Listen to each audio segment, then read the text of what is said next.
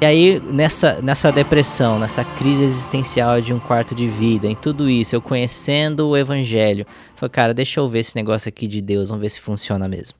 E aí, quando eu entrei em oração, na madrugada, isso se tornou um hábito, aí eu tive um encontro com Cristo. E aí, como foi? Você colocava o relógio para despertar de madrugada, não, acordava? eu nem ia dormir, na verdade, né? Eu sempre, filho de pastor, filho de cantora, criado em igreja, eu fui criado em vigília, né? Então, meus hábitos noturnos sempre foram ruins, né? Eu sempre ia dormir tarde, da noite, 2, 3 da manhã. E eu ia orar, né? Eu ainda morava com os meus pais nessa época, foi em 2013.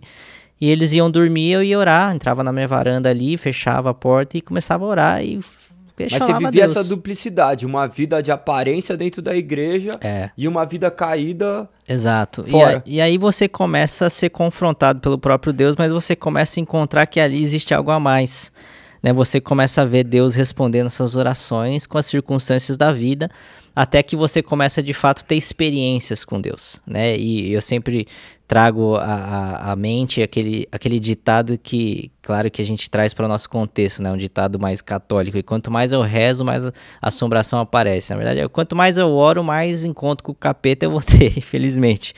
E as minhas primeiras experiências espirituais foram com o inimigo. Né? Eu acordava de madrugada, sabia que tinha alguma coisa no meu quarto, pesadelos, acordava paralisado, até que eu comecei a ver que algum resultado estava tendo. Né? Mas você tinha essa visão na época. Agora, o que você fala, por exemplo, para a pessoa que está assistindo e pode ter medo de procurar o Senhor, pensando assim, eu não vou procurar, porque eu já passei por isso, tá? Sim. Antes de me converter, as pessoas falavam assim, Lizy, quando você se converter, vai ter um levante na sua vida. E eu ficava com medo, eu falava, não, então, por que eu vou procurar Jesus se vai ter um levante na minha vida? Minha vida tá tão boa. Sim. Né? Eu pensava que a minha vida era tão maravilhosa. Então, mas eu acho que é muito em cima disso, né? Tem um ditado, acho que foi o próprio Billy Graham que falou que nenhum ladrão rouba a casa vazia. Então, se você está tendo o levante do seu inimigo, quer dizer que você está avançando em alguma esfera, algum aspecto.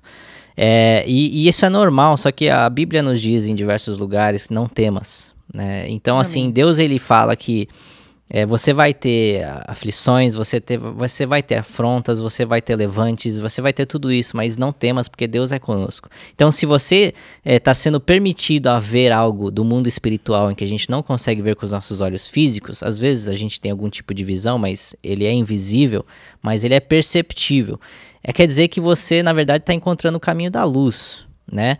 As trevas só se incomodam com a luz. Então, se antes de eu dar um passo em direção a Deus, na verdade, já respondendo à atração do Espírito Santo, Deus me atraindo a Ele, e começou a ter levante, começou a ter alguma coisa, você está tendo resultado. Né? Alguma coisa está acontecendo, até chegar um momento em que o próprio Deus vai intervir. Né? Deus ele permite isso tudo para, na verdade, abrir os nossos olhos, para que a gente entenda que o universo que a gente vive não é o universo palpável, físico, visível. E você entendeu isso quando você estava quando você começou a ter esses sonhos, essas coisas? Sim, até porque eu conhecia muito, né? Eu conhecia muito sobre Deus e sobre o Evangelho, mas eu não conhecia Deus. Então essas experiências espirituais, na verdade, só foram respaldando aquilo que eu já conhecia da palavra, né? Então quando eu comecei a ter isso, eu falei, opa, tem coisa aqui. Eu já ouvi falar sobre isso, eu já vi isso na vida de outras pessoas, agora eu estou vivendo isso. Até que teve um dia que eu lembro que eu ainda morava com os meus pais, eu sou filho caçula de 3 irmãos, incluindo eu. Só que nessa época só tava eu e os meus pais, meus outros 2 irmãos já tinham saído de casa, pela idade mesmo. E eu tava tendo uma experiência muito forte espiritual com o inimigo, né? Acordava, paralisava, sabia que tinha alguém ali, expulsava e arrepio, assim, aquela batalha espiritual de fato. Até que estava tão intenso que eu acordei meus pais e falei, pai, você é um pastor, você é autoridade, queria que você viesse orar comigo. E meu pai, na toda a simplicidade do evangelho, ele falou, você precisa exercer sua autoridade em Cristo. E ele falou isso pra mim. Porque eu tava ali, neófito, né? Começando a minha caminhada espiritual naquele momento, isso foi 2013 ainda. E ele falou, em nome de Jesus, pela autoridade de Cristo, sai agora e não volta mais. E depois deste dia parou essas experiências malignas. E aí eu comecei a ter experiências com Deus. Você acha que todo mundo precisa ter essa autoridade? Com certeza. Porque hoje em dia a gente vê muitas pessoas pedindo assim, ora por mim, eu tô precisando de oração. Você acha que as pessoas precisam ter essa autoridade na vida delas e elas mesmas orarem por aquilo que todos têm acesso a isso, mas nem todos acessam. Em que sentido? A intercessão, quando uma pessoa ora por uma causa ou por outras pessoas, isso é bíblico. A Bíblia até mesmo direciona a intercessão por mãos, né? Orar por imposição de mãos, isso tudo é bíblico e funciona. Só que todos nós podemos chegar nesse lugar de exercer a nossa autoridade em Cristo. Isso vem com o quê? Com relacionamento e caminhada com Deus, né? Então, na época que quando eu nasci de novo, por exemplo, tudo bem que eu não estava trabalhando na época, mas eu orava 3 horas por dia. Isso é o quê? Intimidade com Deus. Então, quando você vai... Você orava 3 horas por dia? 3 horas, porque assim, eu sempre falo que o novo nascimento e a regeneração, você conhecer a Deus experimentando Ele, não ouvir falar sobre Ele, é como se fosse uma paixão, cara. Você quer ficar com a sua namorada, com a pessoa que você se apaixonou o dia inteiro. Eu lembro que, assim, eu sou o cara de poucas palavras. Na época que eu tinha acabado de conhecer a Karine, a gente tava mega apaixonado. Teve um dia que a gente ficou 5 horas no telefone. Eu falei, cara, que assunto que a gente teve pra falar 5 horas? Então, com Deus é a mesma forma. Você quer ficar... meus áudios de 6 minutos. Deus, os podcasts no WhatsApp. Então, com Deus foi a mesma coisa. Meu pai não estava orando 3 horas por dia, até porque ele era um cara muito atarefado, pastor e várias outras atividades, só que ele tinha quanto tempo de caminhada com Deus? Na época, deve ter uns seus 30 e poucos anos de conversão. Então, hoje, por exemplo, eu não preciso ficar 5 horas no telefone com a Karina. Eu chegar em casa, acontecer alguma coisa, não preciso falar nada.